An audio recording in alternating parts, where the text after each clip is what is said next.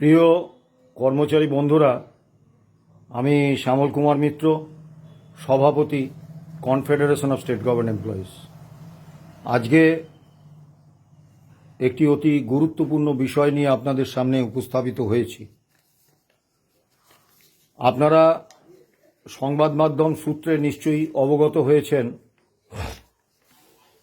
যে কিছু নেতা তারা গ্র্যান্ট ইন এড কর্মচারীদের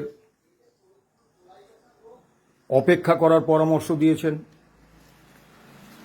আবার একটি সংগঠন গত 1 জুনে যে মুখ্যমন্ত্রীর সঙ্গে যে আমাদের 4টি সংগঠনের বৈঠক হয়, সেই বৈঠক সম্পর্কে এতটাই আশাবাদী ছিলেন যে তারা মহামান্য সুপ্রিম কোর্টে মামলা পিছনোর জন্য আবেদন করেছিলেন এবং মামলা পিছিয়ে 22শে জুলাই হয়েছে।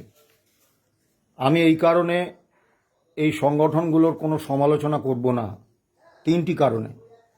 1 নম্বর, আমি গণতান্ত্রিক মূল্যবোধে বিশ্বাসী। সেই মূল্যবোধ আমাকে শেখায় যে গণতন্ত্রে ভিন্ন মতের মর্যাদাপূর্ণ সহাবস্থানের পরিস্থিতি থাকে।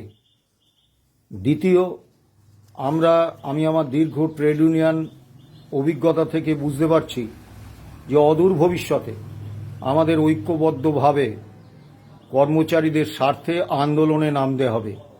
এখন এই আন্দোলনে আমরা তো মঙ্গল গ্রহ, চাঁদ বা শনি থেকে আমাদের বা আমেরিকা, অস্ট্রেলিয়া থেকে আমাদের কর্মী আনবো না। যে কর্মীরা আছেন তারাই এই আন্দোলনে অংশগ্রহণ করবেন।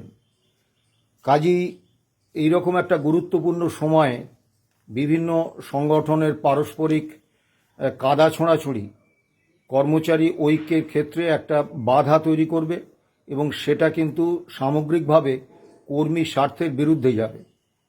তৃতীয় কারণটা হচ্ছে, এটা স্পষ্ট যে 2 নেতা এই 1 নম্বর মামলা পিছিয়ে দেওয়ার আবেদন করেছিলেন সুপ্রিম কোর্টে এবং 2 নম্বর আরও অপেক্ষা করার পরামর্শ দিচ্ছেন মুখ্যমন্ত্রীর সদিচ্ছার উপর ভরসা করে বা সরকারের সদিচ্ছার উপর ভরসা করে। তারা দুজনেই কিন্তু যখন বর্তমান মুখ্যমন্ত্রী বিরোধী দলনেতা ছিলেন তখন তার অত্যন্ত ঘনিষ্ঠ ছিলেন। কাজী বর্তমানেও সেই ঘনিষ্ঠতা আছে, এটা ধরে নিতেই হবে। এরকমটাও তো হতে পারে যে তারা হয়তো মাননীয় মুখ্যমন্ত্রীর সঙ্গে আলাদা কোনো বৈঠক করেছেন এবং সেই বৈঠকে মাননীয় মুখ্যমন্ত্রী হয়তো সুনির্দিষ্ট সময়ভিত্তিক প্রতিশ্রুতি দিয়েছেন, তার উপর ভরসা করেই তারা অপেক্ষা করতে বলছেন। কিন্তু আমরা কনফেডারেশন অফ স্টেট গভর্নমেন্ট এমপ্লয়িজের পক্ষ থেকে চিরকাল বলে এসেছি, সরকার মালিক আর কর্মচারীরা হচ্ছেন শ্রমিক। শ্রমিক মালিকের চিরন্তন দ্বন্দ্বের সম্পর্ক কিন্তু বর্তমান। ফলে সরকার কখনো কর্মচারীদের স্থায়ী বন্ধু বা স্থায়ী শত্রু হতে পারে না। সরকারের যে শাসক দলই থাকুন, কর্মী স্বার্থে সরকার ভূমিকা নিলে আমরা সেটাকে সমর্থন করব, আবার কর্মী স্বার্থের বিপরীতে ভূমিকা নিলে আমরা তার বিরোধিতা করব, আন্দোলন করব, প্রয়োজনে আইনি লড়াইয়ে যাব। এটা আমাদের স্পষ্ট অবস্থান। সেই অবস্থান এবং আমার অভিজ্ঞতা থেকে আমি যা বুঝেছি, খুব বেশি খুশি হওয়ার মতো কোনো বিষয় কিন্তু নেই। 1 জুনের বৈঠকে আমি সুনির্দিষ্টভাবে যে বিষয়গুলির উপর সবথেকে বেশি জোর দিয়েছিলাম সেটা হচ্ছে অধিকার প্রতিষ্ঠার বিষয়। প্রথম যেটা আমি বলেছিলাম যে 19/5/2026 মুখ্য সচিব যে আদেশনামায় কর্মচারীদের বাক রোধ করার বা বাক স্বাধীনতা কেড়ে নেওয়ার একটা নির্দেশ জারি করেছেন, সেটা প্রত্যাহার করার মাননীয় মুখ্যমন্ত্রী কিন্তু রাজি হননি।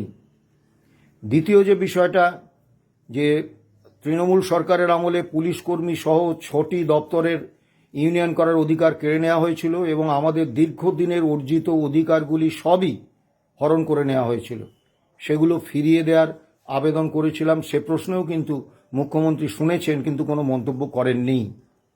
এবং তারপরে আমরা দেখেছি পরপর কয়েকটি অর্ডার বেরিয়েছে, যে অর্ডারগুলো কিন্তু খুব ভালো লক্ষণ নয়।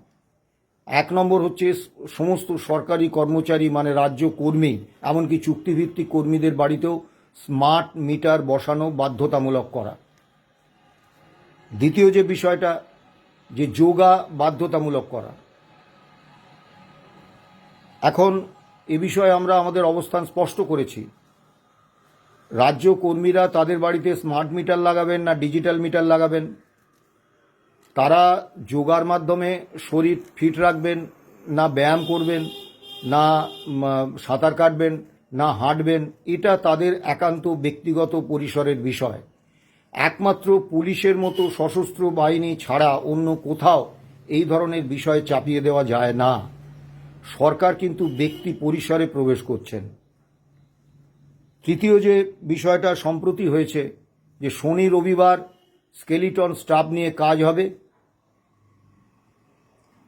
এ সংক্রান্ত একটা অর্ডার বেরিয়েছে। এটারও আমরা বিরোধিতা করছি। এই কারণে করছি, জরুরি দপ্তরগুলোতে শনি রবিবার কাজ হওয়ার একটা প্রথা দীর্ঘদিন ধরেই চলে আসছে। কিন্তু যেগুলো জরুরি বিভাগ নয়, সাধারণ বিভাগ, দীর্ঘদিনের কর্মী হিসেবে যে অভিজ্ঞতা, তাতে আমি বুঝেছি যে শনি রবিবার অফিস খুলে কাজ করতে হবে এরকম কোনো বাধ্যবাধকতা বা এরকম কোনো পরিস্থিতি কিন্তু নেই।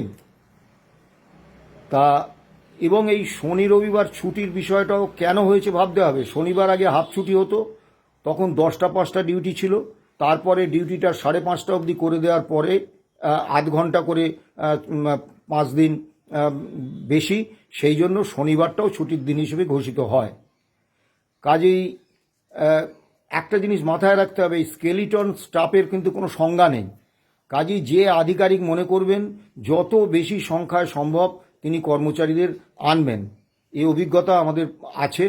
কাজেই এবং সমস্ত ব্লক স্তর থেকে পঞ্চায়েত স্তর থেকে শুরু করে নবান্ন পর্যন্ত সমস্ত সরকারি অফিস খোলা থাকবে, ফলে বিপুল বিদ্যুৎ খরচ এবং অন্যান্য আনুষঙ্গিক খরচ হবে, যা সরকারের অপ্রয়োজনীয় ব্যয়। এবং এইভাবে সরকার কিন্তু তার শনিবার বা রবিবার তার যে নিজস্ব একটা স্পেস ছিল সেইটা কিন্তু কেড়ে নিতে চাইছেন। এবারে আমি আসি মূল প্রসঙ্গে। ডিএ মামলার রায় 2026 সালের 5ই মে বেরিয়েছে।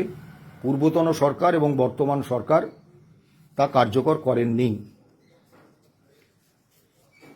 পূর্বতন সরকার অর্থ দপ্তরে একটা পরিকল্পিত চক্রান্তে একটা ভুল হিসেব করে যে স্বল্প কিছু মানুষ পেয়েছেন তাদেরকেও 57% কম দিয়েছেন, 43% দিয়েছেন।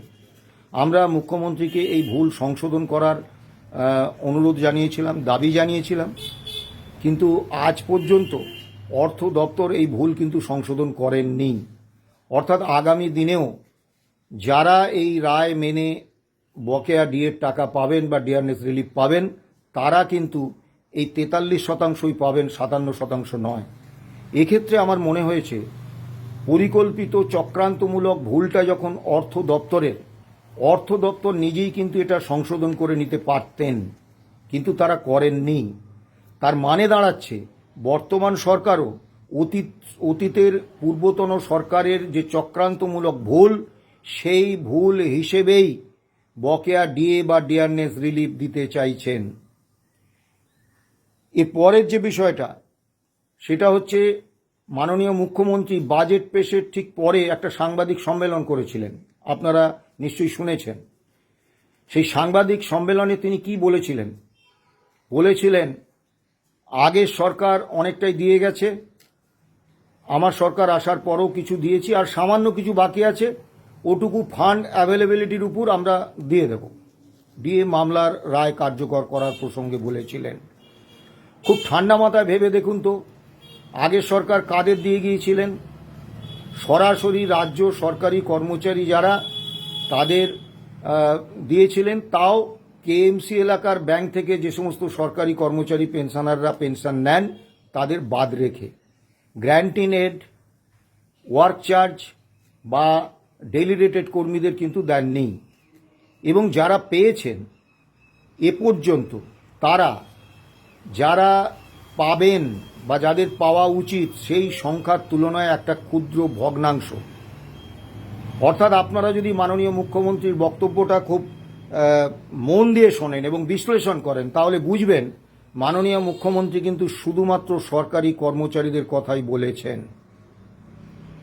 এরপরে কেএমসি এলাকার পেনশনারদের এই বকেয়া না পাওয়ার ক্ষেত্রে সরকার যে যুক্তি খাড়া করেছেন, আগের সরকার এবং বর্তমান সরকার, এই যুক্তি কিন্তু আদৌ বিশ্বাসযোগ্য নয়। রাজ্য সরকারি পেনশনার, তাদের পেনশনদান অর্থ দপ্তর, আর তার ডেটাবেস থাকবে অন্য কারুর কাছে, ব্যাংকের কাছে, এটা আদৌ বিশ্বাসযোগ্য নয়। সবথেকে বড় কথা, কোষা সিস্টেম, এটা মুখ্যমন্ত্রীকে আমি বলেছিলাম, কোষা সিস্টেমে 2015 পর্যন্ত বেতন হয়েছে। আমি যদি ধরে নিই সেই তথ্য অর্থ দপ্তরে নেই, তাহলেও টাটা কনসালটেন্সি সার্ভিসের কাছে আছে। টাটা কনসালটেন্সি সার্ভিসেস থেকে সেই ডেটাবেস কালেকশন করে নিলে 2015 পর্যন্ত সমস্ত ডেটাবেস অর্থ দপ্তর পেয়ে যাবেন। আর 2016 থেকে HRMS পোর্টালে বেতন বা পেনশন হচ্ছে। কাজেই অর্থ দপ্তরের কাছে ডেটাবেস না থাকার যে কথা পূর্বতন এবং বর্তমান সরকার বলছেন, তা আদৌ আমাদের কাছে বিশ্বাসযোগ্য নয়। অর্থাৎ সরকার কেএমসি এলাকায় ব্যাংক থেকে যে সমস্ত পেনশনাররা, সরকারি পেনশনাররা পেনশন পান, তাদের দিচ্ছেন না বলেই তারা পাচ্ছেন না। গ্র্যান্ট ইন এডের কেউ এখনো পাননি, ওয়ার্ক চার্জ কর্মচারীরা পাননি, ডেলি রেটেড কর্মচারীরা পাননি। এবং খুব স্বল্প যে দাবিগুলো সরকার মানে অনায়াসই পূরণ করতে পারতেন, সেগুলো কিন্তু আমি বলেছিলাম সেগুলো পূরণ হয়নি। যেমন 600 টাকা বেতন পান ট্যাক্স কালেক্টর, তার বেতন বৃদ্ধির কথা বলেছিলাম, হয়নি। তারা আজও 600 টাকাই বেতন পাচ্ছেন।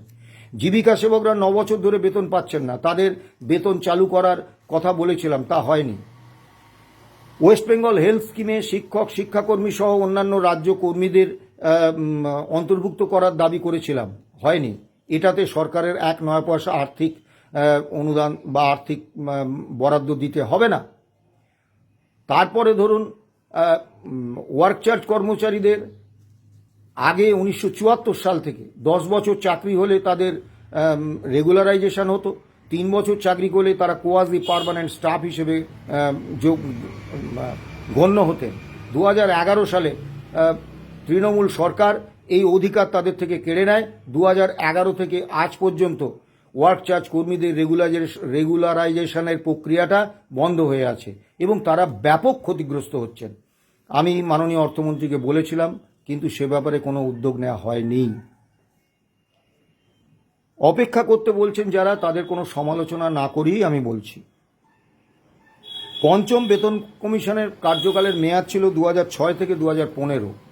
তারপরে ষষ্ঠ বেতন কমিশনের কার্যকালের মেয়াদ 2016 থেকে 2025। অর্থাৎ পঞ্চম বেতন কমিশনের পরে ষষ্ঠ বেতন কমিশনের কার্যকালের মেয়াদ চলে গেছে, 20 বছর চলে গেছে। পঞ্চম বেতন কমিশনের যে প্রাপ্য, সেই প্রাপ্যটা রোপা 2009 অনুসারে পূর্বতন সরকার দেননি। আমরা মামলা করেছি 2016 সালে, 11তম বছরে এই মামলা পা দিয়েছে। আমরা যখন মামলা করেছি, মামলার অন্যতম পিটিশনার ছিলেন ইন্দ্রনীল মিত্র, তিনি আমাদের সংগঠনের কোষাধ্যক্ষ ছিলেন, তিনি প্রয়াত হয়েছেন। যার জন্য আমরা বিকাশ রঞ্জন ভট্টাচার্য, ফিরদৌস শামীম, গোপা বিশ্বাসদের এই মামলায় অন্তর্ভুক্ত করতে পেরেছিলাম। সেই অর্থ দপ্তরের কর্মী স্বপন দে, তার কাছে আমরা চিরকৃতজ্ঞ। সেই স্বপন দে তিনি কিন্তু প্রয়াত হয়েছেন। এবং 10 বছর আগে, 11 বছর আগে যারা আমাদের সঙ্গে ছিলেন, তাদের অনেকে চলে গেছেন। এবং প্রতিদিন খবর পাচ্ছি যে হয় কর্মরত কোনো কর্মী বা পেনশনার তারা চলে যাচ্ছেন আমাদের ছেড়ে, প্রয়াত হচ্ছে। তাহলে আর কত কাল আমরা অপেক্ষা করব? এই অপেক্ষাটা কি একেবারে মানে 11 বছর নয়, আমরা অপেক্ষা করছি কিন্তু 20 বছর। কারণ প্রাপ্যটা পঞ্চম রাজ্য বেতন কমিশনের। আর কত কাল আমরা অপেক্ষা করব? আর কত পেনশনার আমাদের ছেড়ে চলে গেলে, আর কত কর্মরত কর্মচারী আমাদের ছেড়ে চলে গেলে এই অপেক্ষার অবসান হবে? অত্যন্ত সুনির্দিষ্টভাবে বলি, এই রায় কার্যকর করতে যে টাকা লাগবে, সেটা ব্যক্তিগতভাবে মাননীয় মুখ্যমন্ত্রী, মাননীয় অর্থমন্ত্রীর প্রতি পূর্ণ সম্মান রেখেই বলছি, তারা ব্যক্তিগতভাবে পকেট থেকে দেবেন না বা শাসক দল তাদের দলীয় তহবিল থেকে দেবেন না। বাজেটে এই সংক্রান্ত সংস্থান থাকলে সেই সংস্থান হওয়া অর্থ থেকেই কিন্তু এই রায় কার্যকর করার খরচ মেটাতে হবে। এখন পূর্বতন সরকার রায় কার্যকর করতে, আংশিক কার্যকর করতে 6,600 কোটি টাকা খরচ করেছিলেন। বর্তমান সরকার 35,170 কোটি টাকা খরচ করতে হবে তাদের, কারণ খরচ বলা হয়েছিল সুপ্রিম কোর্টে 41,770 কোটি টাকা লাগবে। তাহলে 6,600 কোটি টাকা খরচ হয়েছে, আরও অন্তত 35,170 কোটি টাকা খরচ করলে তবে রায় কার্যকর করা যাবে। এই 35,170 কোটি টাকার কোনো সংস্থান কিন্তু 22শে জুন যে বাজেট বিবৃতি পেশ করা হয়েছে বিধানসভায় সেখানে নেই। কাজেই বাজেট যখন পাশ হবে তার আগে সরকার যদি এই 35,170 কোটি টাকার কোনো সংস্থান বাজেটে না রাখেন, তাহলে জেনে রাখুন যে যাই বলুন, আগামী 31শে মার্চ 2027 অর্থাৎ এই 26-27 অর্থবর্ষের শেষ দিনটি পর্যন্ত রায় কার্যকর হওয়ার কোনো রকম সম্ভাবনা নেই। এটা স্পষ্ট করে জেনে রাখুন। হ্যাঁ, হতেই পারে যদি বাজেটে বিধানসভায় পাশ হওয়ার আগে যদি অর্থমন্ত্রী আবার এটা ঢোকান তাহলে হতে পারে, কিন্তু এখনো পর্যন্ত যা পরিস্থিতি, এই 35,170 কোটি টাকার সংস্থান বাজেটে না রাখা পর্যন্ত মহামান্য সুপ্রিম কোর্টের এই রায় কার্যকর সরকার করছেন না। এই জায়গায় দাঁড়িয়ে আমি আপনাদের প্রত্যেকের কাছে আবেদন করব, আগামী 22শে জুলাই, তার আগে একটি কথা বলি, আমি এর আগেই বলেছি, অদূর ভবিষ্যতে ঐক্যবদ্ধ যৌথ কর্মচারী আন্দোলনে আমাদের নামতেই হবে, এছাড়া কোনো পথ নেই। সেই জায়গায় পারস্পরিক কাদা ছোঁড়াছড়ি কিন্তু সার্বিক কর্মচারী ঐক্যের ক্ষেত্রে বাধা সৃষ্টি করে। কদিন আগে দেখলাম একটি ইউটিউব চ্যানেলে সাক্ষাৎকারে সংগ্রামী যৌথ মঞ্চের এক তরুণ নেতা, তিনি রাজ্য কোঅর্ডিনেশন কমিটির বিরুদ্ধে সোচ্চার হয়েছেন, তীব্র নিন্দা করেছেন। তার বক্তব্য যে তারা তো ডিএ মামলায় যুক্ত হয়নি 2016 সালে, তাহলে এখন এই স্মার্ট মিটার বা যোগা নিয়ে যে অর্ডার বার করেছে তার বিরুদ্ধে আদালতে কেন, এবং খুব আগ্রাসী ভাষাতেই কোঅর্ডিনেশন কমিটির সমালোচনা করেছেন। এই নেতা অতীতে আমাদের একাধিক ক্ষেত্রে নবান্নের অঙ্গুলি হেলনে আমরা মামলা পিছিয়ে দিচ্ছি এই রকম বক্তব্য নিয়ে উপস্থাপিত হয়েছিলেন। আমরা তার কোনো প্রতিক্রিয়া দিইনি, কারণ আমরা শিক্ষক, শিক্ষাকর্মী, বোর্ড, কর্পোরেশন, পঞ্চায়েত, পুরসভা থেকে শুরু করে আন্ডারটেকিংস এবং রাজ্য সরকারি কর্মচারী, পেনশনার্স, তাদের ক্ষেত্রে আমাদের বিশ্বাসযোগ্যতা এবং আমাদের সমর্থন ভিত্তি সম্পর্কে অত্যন্ত আত্মবিশ্বাসী। কিন্তু একটা কথা বলবো, হ্যাঁ এটা ঠিক, 2016 সালে যখন আমরা মামলা করি, আমরা প্রত্যেকটি রাজ্য সরকারি কর্মচারী সংগঠনের কাছে আবেদন রেখেছিলাম। দীর্ঘ আলোচনার প্রক্রিয়া চলেছিল, কোঅর্ডিনেশন কমিটির সঙ্গেও আলোচনা চলেছিল, আমি নিজে আলোচনা করেছিলাম কোঅর্ডিনেশন কমিটির তৎকালীন সাধারণ সম্পাদক এবং সভাপতির সঙ্গে, কিন্তু তারা আসেননি। একমাত্র একটি ছোট সংগঠন ইউনিটি ফোরাম, তারা 2016 সালে আমাদের সঙ্গে এসেছিলেন। এলে ভালো হতো, কিন্তু প্রত্যেকটা সংগঠনের তাদের সিদ্ধান্ত নেওয়ার অধিকার আছে এবং তারা তাদের সাংগঠনিক স্বার্থ দেখেই তারা সিদ্ধান্ত নেবেন। আপনারা নিশ্চয়ই ভুলে যাননি, 2016 সালে মামলায় যখন প্রথম এই স্যাটের রায় হলো 2017 সালে, ডিএ কর্মচারীদের অধিকার নয়, সরকারের ডিসক্রিশনারি পাওয়ার, অর্থাৎ সরকার যখন মনে করবেন ডিএ দেবেন, কর্মচারীরা অধিকার হিসেবে এটাকে দাবি করতে পারে না। তারপরে 2018 সালের 31শে আগস্ট ওই ঐতিহাসিক রায় হওয়ার আগে পর্যন্ত এই দীর্ঘ সময় আমরা যে ব্যাপক কর্মীদের যে ব্যাপক ক্ষোভ তার সম্মুখীন হয়েছিলাম, এবং যেভাবে কর্মী সংগঠনগুলির নেতৃত্ব এবং দলমত সংগঠন নির্বিশেষে কর্মচারীরা যেভাবে আমাদের দোষারোপ করছিলেন যে যাও বছরে একটা ডিএ পাচ্ছিলাম আপনাদেরই হঠকারিতার জন্য, আপনাদেরই পাকামির জন্যে। কোর্ট রায় দিয়ে দিল, কোর্ট যখন রায় দিয়েছে যে ডিএ আমাদের অধিকার নয়, সরকার তো আর দেবে না, আপনারা আমাদের এই ব্যাপক বিশাল অপূরণীয় ক্ষতি করে দিলেন। এবং সেই সময় আমাদের পরিস্থিতিটা এমন হয়েছিল যে আমরা অফিসে যাওয়াটা বন্ধ করে দিয়েছিলাম, কারণ ট্রেনে, বাসে, ট্রামে, অফিসে কটূক্তি আর সহ্য করতে পারছিলাম না। ইউনিয়ন অফিসের মধ্যে আমরা নিজেদেরকে সীমিত রেখেছিলাম।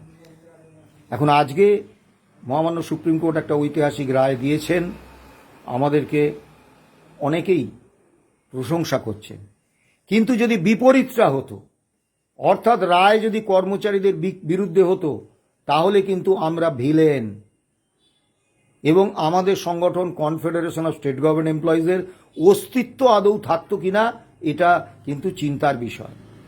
কাজেই তারা তাদের মতো করে সিদ্ধান্ত নিয়েছেন, সেই সিদ্ধান্ত নেওয়ার অধিকার তাদের আছে।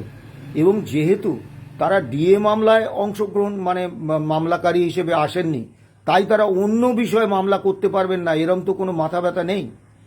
আমি সংগ্রামী যৌথ মঞ্চের শীর্ষ নেতৃত্বের কাছে আবেদন রাখব যে আপনারা দয়া করে এই তরুণ নেতারা হয়তো আবেগে বসে, অত দূরদৃষ্টির অভাবে হয়তো এ ধরনের মন্তব্য করে ফেলছেন, বা হয়তো ভাবছেন এরকম মন্তব্য করলে অনেক ভিউ হবে, অনেকে খুব প্রশংসা করবে।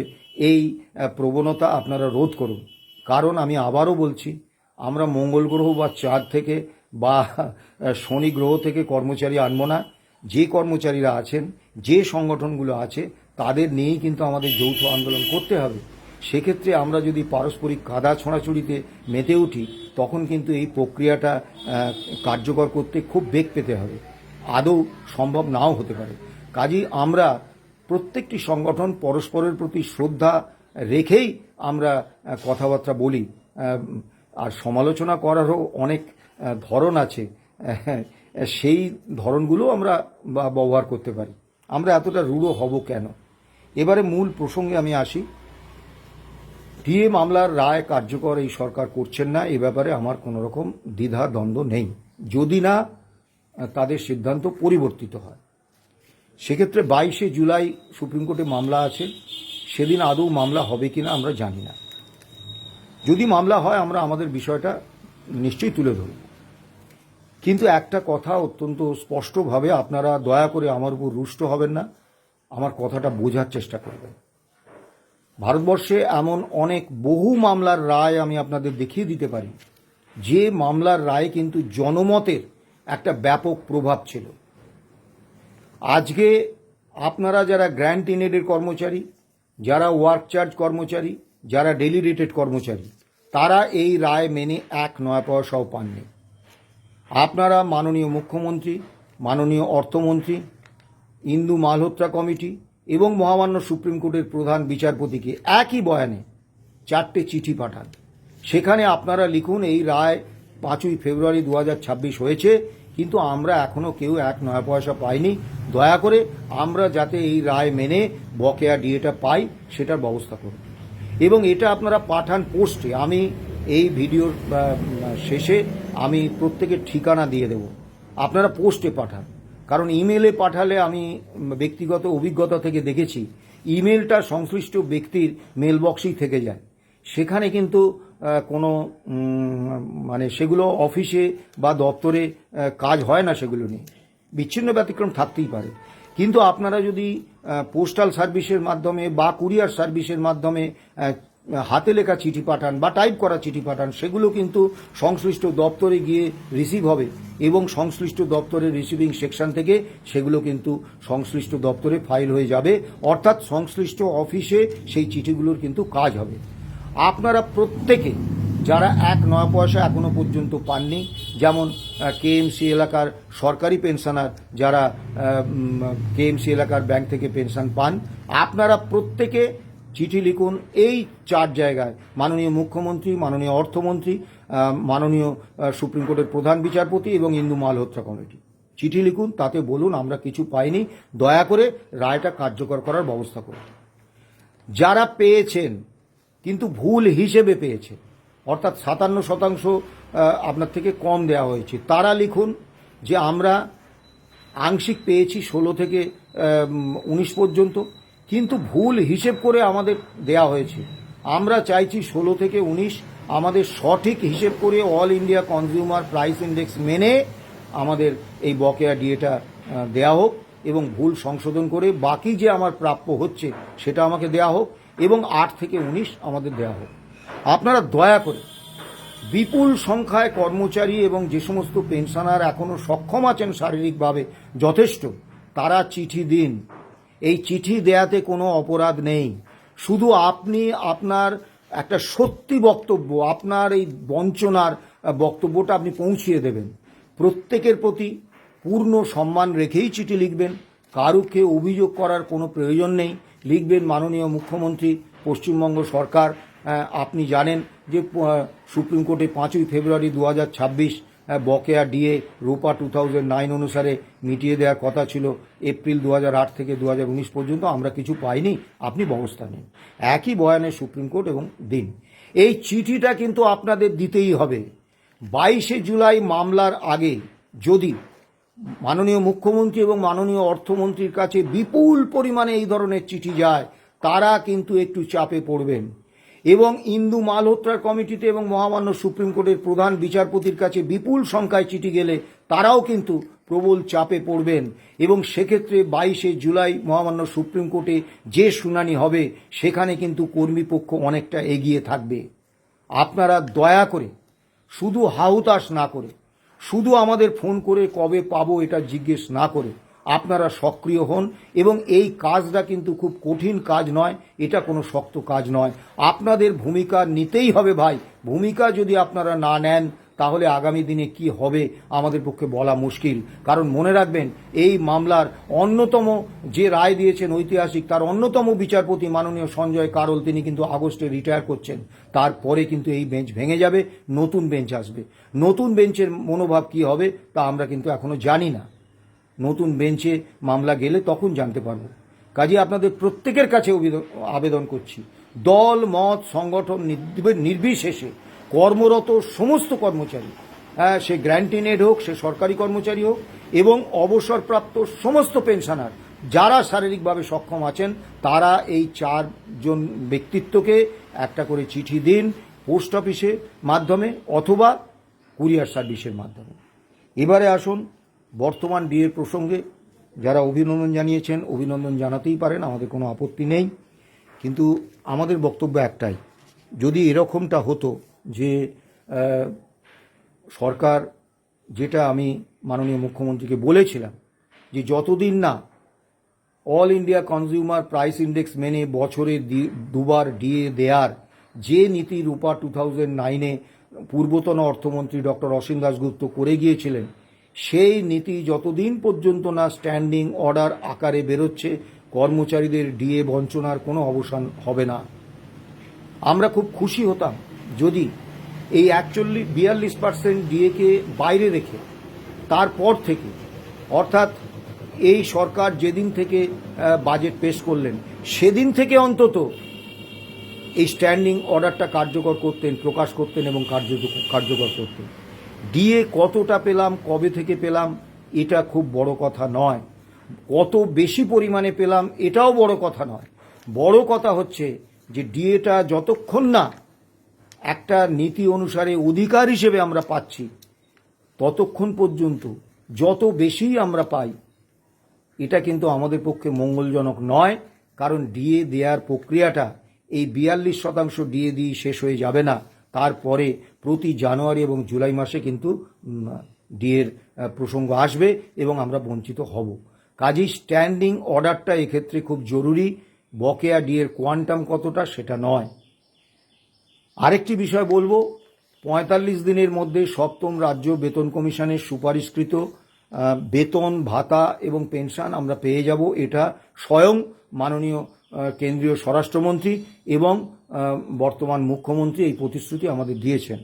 45 দিনের বদলে 45 দিনে এই বেতনক্রম পেনশন পেয়ে যাওয়ার বদলে আমাদের 7ম রাজ্য বেতন কমিশন উপহার দিয়েছেন, যার কোনো টার্মস অ্যান্ড কন্ডিশনস, তার সদস্য, তার চেয়ারম্যান, তার অফিস, তার কর্মী বাহিনী কিচ্ছু তৈরি হয়নি।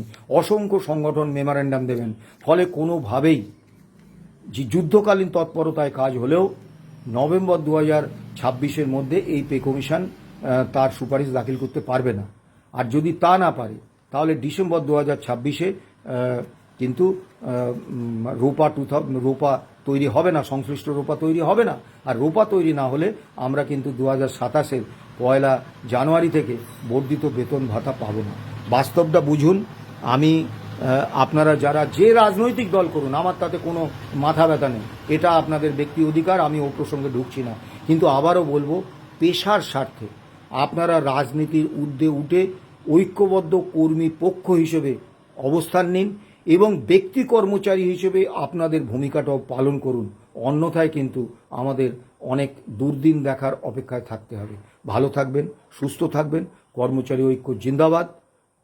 কর্মচারী, সরকারি কর্মচারী, শিক্ষক, শিক্ষাকর্মী, বোর্ড, কর্পোরেশন, পঞ্চায়েত, পুরসভার ঐক্যবদ্ধ লড়াই জিন্দাবাদ। নমস্কার।